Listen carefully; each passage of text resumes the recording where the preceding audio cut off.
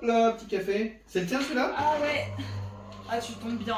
Alors, GAE, PSE, Réoc, je sais plus là. Franchement, je suis paumé. Bah GAE quand même, ça va, non? Gestion active de l'emploi.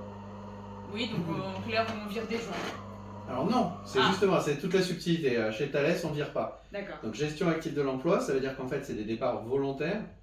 Et justement, il y a des entités qui sont créées spécialement pour les recevoir. Il y a l'ECC, qui est en fait Engineering Competence Center, où on peut permettre aux gens d'aller trouver du travail pour d'autres GBU de Thales, donc ils travaillent quand même dans le groupe et ils conservent leur contrat de travail et ils continuent à travailler sur le site. Donc ça, c'est super. Okay. Il y a la même chose côté industriel qui est en train de se développer, l'ICC, pour qu'on puisse prêter, enfin louer plutôt, nos moyens d'essai à d'autres GBU qui pourraient avoir besoin de faire des tests et des essais. Et ça permet en fait de garantir que les gens restent.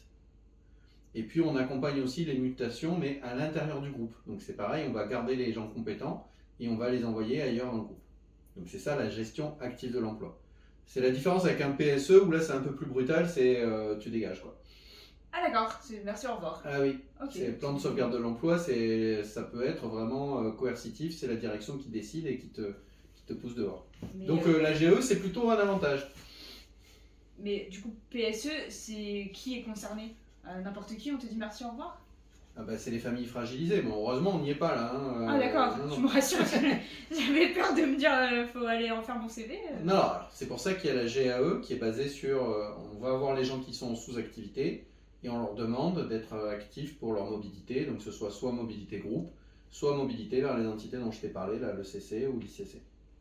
D'accord, et du coup la réorg, qu'est-ce que c'est? Ben, la réorg c'est encore autre chose, c'est dans le cadre de, on va dire des suppressions ou des changements de poste qu'il va y avoir, on réorganise aussi la façon dont évidemment chaque service, chaque département est organisé. Donc il va y avoir la réduction d'un certain nombre de services et disparition de certains postes de management qui sont plus indispensables avec la nouvelle vision que la direction peut avoir de l'entreprise. Pour l'instant, nous, on conteste le nombre de personnes qui sont touchées par la GAE. Donc là, la direction nous dit 980 personnes, et nous, on n'est pas d'accord avec ça, parce qu'on a quand même les SPI à sortir, donc il y a quand même du travail à fournir, et donc on dit c'est trop, et en plus, c'est trop précipité, il faut se laisser le temps quand même de mener les contrats qu'on a à terme avant de commencer à supprimer des postes. En revanche, la nouvelle organisation, elle pourrait déjà se mettre en place avec l'effectif qu'on a actuellement, et c'est ça qui est en cours de discussion. Donc c'est pour ça peut-être ton chef t'a convoqué pour te présenter la nouvelle organisation. Et oui, du coup, oui, c'est complètement ça. Mais donc du coup, on pourrait aussi mettre en place cette réorg et garder nos collègues en fait. Ce serait possible.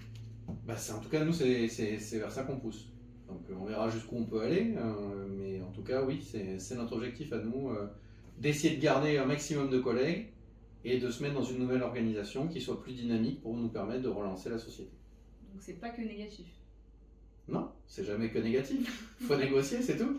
Oui, oui. Je le connais. Oui, mais ça fait peur. Ça fait peur quand on entend tout ça, donc forcément c'est inquiétant. Bah ouais, mais heureusement on est là pour te rassurer. Oui, mais complètement.